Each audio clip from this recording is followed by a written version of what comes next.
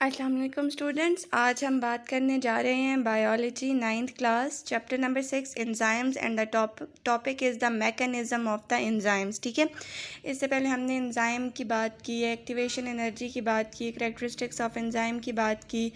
आज हम बात कर रहे हैं मैकेनिज़्म ऑफ एंजाइम एक्शन की, कि एंजाइम जो है वो किस तरह से अपना जो फंक्शन है या अपने जो एक्शंस है वो परफॉर्म करता है, उसका मैकेनिज़्म जो है वो क्या होता है। ठीक है ना, मैकेनिज़्म ऑफ एंजाइम्स एक्शंस की हम बात करें। मैंने आपको कैरेक्टरिस्टिक्स ऑफ एंजाइम में इससे पहले बताया भी था डिफरेंट जगहों पे कि एंजाइम जो है वो किस तरह से अपना जो है वो एक्शंस या मैकेनिज़्म जो है वो परफॉर्म करता है। ठीक है, enzymes binding of a substrate decrease activation energy by increasing the initial ground state, bring reactant into correct orientation, decrease entropy।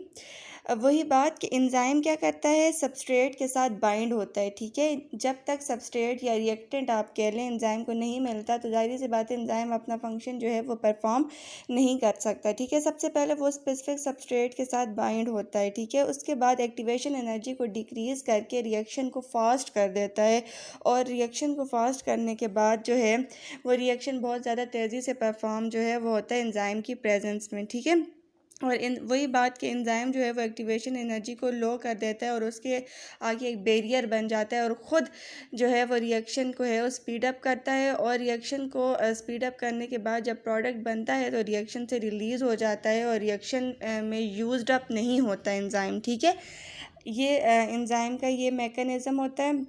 वही बात ये देखिए, एंजाइम जो है एक सबस्ट्रेट आके एंजाइम के साथ एक्टिव साइट पे, एंजाइम की एक्टिव साइट पे अटैच हुआ, वो साइट जहाँ पे सबस्ट्रेट एंजाइम के साथ आके अटैच होता है उस साइट को एक्टिव साइट कहा जाता है। सबस्ट्रेट ने आके एंजाइम के साथ अटैच हुआ। ठीक है, उसके बाद एंजाइम सबस्ट्रेट कॉम्प्लेक्स बन गया, ये एंजाइम सबस्ट्रेट कॉम्प्लेक्स। अब यहाँ से रिएक्शन जो है वो बहुत तेज़ी से स्पीड अप होता है। ठीक है, बहुत तेज़ी से होता है, और उसके बाद जो है वो प्रोडक्ट बनता है। और प्रोडक्ट बनने के बाद एंजाइम ये देख सकते हैं आप, प्रोडक्ट के अंदर यूज़ नहीं हो रहा और प्रोडक्ट से रिलीज़ हो जाता है। ठीक है, एंजाइम ये हमारे पास एक मैकेनिज़्म होता है एंजाइम का फंक्शन परफॉर्म करने का। अब इस मैकेनिज़्म को लेके हमारे पास 2 मॉडल्स पेश किए गए थे about the mechanism of the enzyme. आज हम वो 2 मॉडल्स पढ़ेंगे। एक मॉडल जो है वो है हमारे पास लॉक एंड की मॉडल। ठीक है, और दूसरा जो मॉडल है वो है इंड्यूस फिट मॉडल। ठीक है, पहले हम लॉक एंड की मॉडल के बारे में पढ़ेंगे। ठीक है, और उसके बाद हम इंड्यूस फिट मॉडल के बारे में पढ़ेंगे। और ये दोनों जो मॉडल थे ये एंजाइम के एक्शन को रिलेट कर रहे थे। ठीक है, एंजाइम के एक्शन से रिलेटेड थे। The lock and key theory of the enzyme action was first proposed in 1894 by Hermann Fischer, a German chemist। ठीक है, हरमन फिशर ने इसे प्रपोज किया था, जो कि जर्मन केमिस्ट थे। ठीक है, फर्स्ट टाइम उन्होंने जो है इसे प्रपोज किया था लॉक एंड की मॉडल ऑफ द एंजाइम को। और उन्होंने इस मॉडल में कहा क्या था। ठीक है, एंजाइम वही बात के लॉक एंड की मॉडल में उन्होंने कहा था an enzyme binds a substrate in a reason called active site. Enzyme substrate के साथ बाइंड हो जाता है उस रीजन पे जिस रीजन को एक्टिव साइट कहा जाता है। ठीक है, only certain substrate can fit the active site. अब ये नहीं है कि सारे के सारे सबस्ट्रेट, उन्होंने ऐसे कहा था। ठीक है, हरमन फिशर ने कहा था कि ऐसा नहीं है कि सब के सब सबस्ट्रेट आके एंजाइम के साथ आके अटैच हो सकते हैं। ठीक है, वो सबस्ट्रेट जिनकी शेप एंजाइम की एक्टिव साइट से मैच करती है वही सबस्ट्रेट जो हैं वो आके एंजाइम के साथ अटैच होते हैं।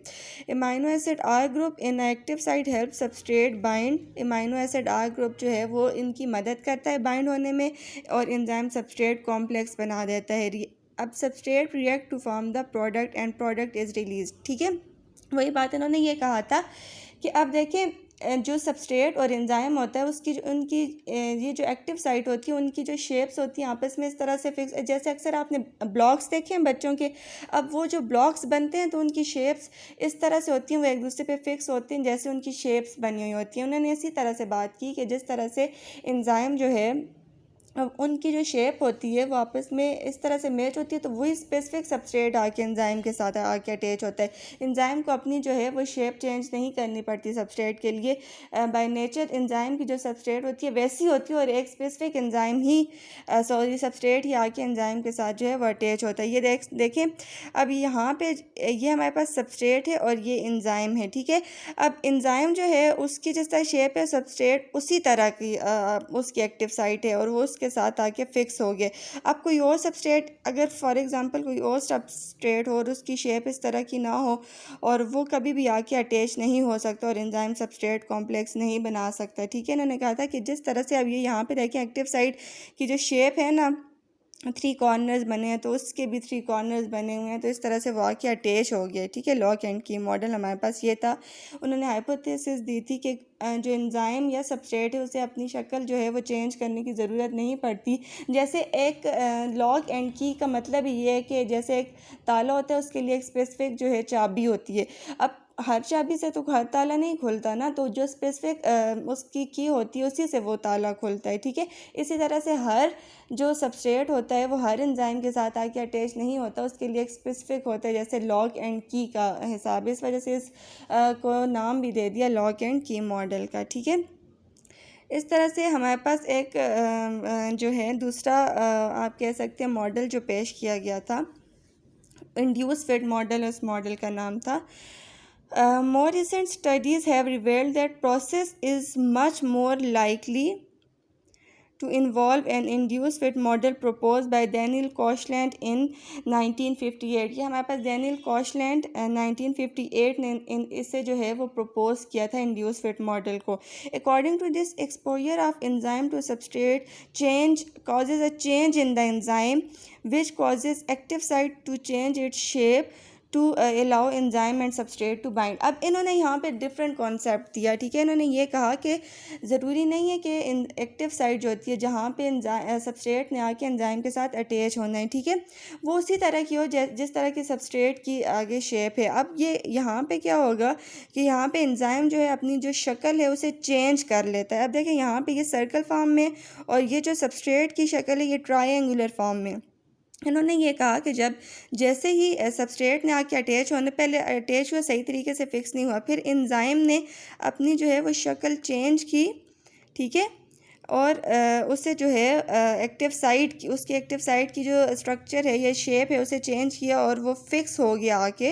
वो ख़ुद अपनी जो शेप है उसे चेंज करके अकॉर्डिंग टू द सबस्ट्रेट, ताकि सबस्ट्रेट ठीक तरीके से आके जो है वो एंजाइम के साथ बाइंड हो जाए और एंजाइम सबस्ट्रेट कॉम्प्लेक्स बन जाए। इस तरह से अपने आप को शक्ल चेंज कर लेता है। यानी उन्होंने ये कहा, आप ये कह सकते हैं कि जो ताला है ना, फॉर एग्ज़ाम्पल आप ये कह सकते हैं वो अपनी शक्ल जो है वो ख़ुद चेंज कर लेता है। जैसी कि उसके अंदर जाती है तो वो उसके मुताबिक जो है ओपन होने के लिए तैयार हो जाता है, जो कि लॉक एंड की से डिफरेंट था, ठीक है। इस तरह से 2 मॉडल जो हैं वो पेश किए गए, और अभी तक इन 2 मॉडल्स में से इन वेरिफिकेशन का नहीं पता चल सका। हिस्ट्री को अगर उठा के देखा जाए कि कौन सा जो मॉडल है वो ठीक है, ठीक है। तो इस वजह से मैकेनिज़्म ऑफ एंजाइम एक्शन को अगर हम ले लें तो हमारे पास 2 मॉडल्स की बात आती है। एक लॉक एंड की मॉडल जिसमें उन्होंने कहा था कि शेप चेंज नहीं करता, शेप जो है वो वैसी ही होती है, और हर जो है सबस्ट्रेट एंजाइम के साथ आके अटैच नहीं होता, ठीक है। और इसी तरह इंड्यूस फिट मॉडल ने कहा था कि वो ख़ुद अपनी shape according to substrate change कर लेता है। आज हमने मैकेनिज़्म ऑफ एंजाइम एक्शन पढ़ा और उसमें हमने 2 मॉडल्स के बारे में पढ़ा। Thank you.